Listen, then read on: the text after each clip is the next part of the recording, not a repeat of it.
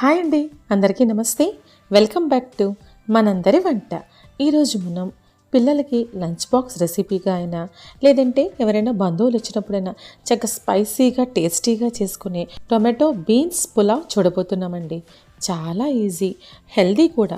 Beans గింజలతో మనం curry చేసుకుంటూ ఉంటాం, కానీ ఈరోజు నేను పలావ్ కూడా చూపిస్తున్నాను. మరి ఇంకెందుకు ఆలస్యం, చూసేద్దామా? ముందుగా ఒక అరకేజీ టొమాటోలని శుభ్రంగా కడిగి పెట్టుకొని ఇలా చిన్న చిన్న ముక్కలుగా కట్ చేసుకుని ఒక మిక్సీ జార్ తీసుకుని నీళ్లు పోయకుండా ఈ టొమాటో ముక్కలు వేసుకొని ఒక ఎండుమిరపకాయ వేసుకొని మిక్సీ చేసుకోవాలి. ఒకవేళ మీ దగ్గర ఆల్రెడీ అల్లం వెల్లుల్లి పేస్ట్ ఉంటే సరే, లేదు అంటే కనుక చిన్న అల్లం ముక్క 4-5 వెల్లుల్లిపాయలు వేసి అవి మిక్సీ చేసుకున్న తర్వాత ఈ టొమాటోలని ఎండుమిరపకాయ వేసి మిక్సీ చేసుకోవాలి. చూసారా, ఇలా కచ్చా పచ్చగా మిక్సీ చేసి పక్కన ఉంచుకోవాలి. ఇప్పుడు ఒక బౌల్ తీసుకొని బాస్మతి రైస్ తీసుకున్నానండి. 3 కప్పుల బాస్మతి రైస్ తీసుకున్నాను. ఈ రైస్ని ఫస్ట్ శుభ్రంగా నీళ్లతో కడిగి పెట్టుకొని తర్వాత ఆ నీళ్ళన్నీ తీసేసి అప్పుడు పొడిగానే అలాగే ఉంచుకోవాలి. ఇలా చేస్తే గనక మనకి ఈ పలావ్ అనేది చక్కగా పొడి పొడిగా రెస్టారెంట్లో చూపించిన విధంగా వస్తుంది. చూసారా, ఇలా అనమాట. ఇలా చేసుకొని పక్కన ఉంచుకోవాలి.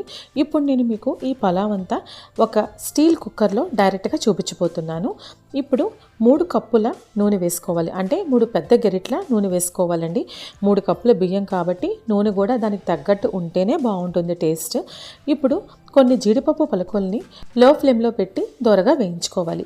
ఇవి వేగిన తర్వాత కొన్ని జీడిపప్పు పలుకుల్ని నేను తీసి పక్కన ఉంచుకున్నానండి. చివర్లో కలుపుకుంటే కనుక మనం తినేటప్పుడు చక్కగా కరకరలాడుతూ ఉంటాయి. అలాగే తర్వాత 2 బిర్యానీ ఆకులు, 7-8 పచ్చిమిరపకాయలు పొడవుగా కట్ చేసుకుని వేసుకోవాలి. ఇవి కొంచెం దోరగా వేగిన తర్వాత ఒక పెద్ద కప్పు ఇలా ముక్కలుగా కట్ చేసుకున్న బంగాళదుంప ముక్కలు తీసుకోవాలి. 2 పెద్ద బంగాళదుంపలు తీసుకున్నానండి. ఇలా మీడియం సైజులో కట్ చేసుకుంటే మనం తినేటప్పుడు ఈ బంగాళదుంప ముక్కలు అనేవి చక్కగా నోటికి తగులుతూ బాగుంటాయి. 2-3 నిమిషాలు ఇలా లో ఫ్లేమ్లో మాత్రమే ఫ్రై చేసుకోవాలి. ఇప్పుడు మనం అసలైనది ఇంపార్టెంట్, బీన్స్ గింజలు. చూసారా, ఇవేనండి. మనకి వెజిటేబుల్ మార్కెట్లో ఈ బీన్స్ గింజలు అవైలబుల్గానే ఉంటాయి. లేదు అంటే మనం బీన్స్ గింజల్ని నానబెట్టుకుంటూ ఉంటాం కదా, అలా లేకుండా పచ్చి బఠానీ మనకు దొరుకుతుంది కదండి, అలాగే ఈ బీన్స్ గింజలు కూడా దొరుకుతాయి. ఇవి కూడా మన రుచికి తగ్గట్టు 1 కప్పు తీసుకున్నానండి. వీటిని నానబెట్టాల్సిన అవసరం లేదు, స్పెషల్గా మగ్గించాల్సిన అవసరం కూడా లేదండి. అలాగే 2 క్యాప్సికమ్ ముక్కలు కట్ చేసి వేసుకొని 1 స్పూన్ అల్లం వెల్లుల్లి పేస్ట్ వేసుకొని ఆ నూనెలో, అంటే నీళ్లు పోయకుండా ఆ నూనెలో మాత్రమే మగ్గనిచ్చిన తర్వాత మనం ఆల్రెడీ పేస్ట్ చేసి పెట్టుకున్నాం కదండి టమాటోస్ని, ఆ టమాటో ప్యూరిని కూడా వేసుకోవాలి. మనం చేసుకునేది టొమాటో పులావ్ కాబట్టి ఈ టొమాటోస్ని ఎక్కువ వేసుకుంటే కనుక మనకి టొమాటో రుచి అనేది బాగా కనబడుతుంది. అందుకనే నేను ఇంచుమించు 1/2 కేజీ టొమాటోల దాకా వేసుకున్నానండి. ఈ టొమాటో ప్యూరిన్ కూడా చక్కగా లో ఫ్లేమ్లో ఒక 5 నుంచి 10 నిమిషాలు మగ్గనివ్వాలి. అంటే దాంట్లో ఉన్న పచ్చి వాసన అంతా పోతే గనక రుచి అనేది చాలా బాగుంటుంది. తర్వాత 1 కప్పు గట్టి పెరుగు వేసుకోవాలి.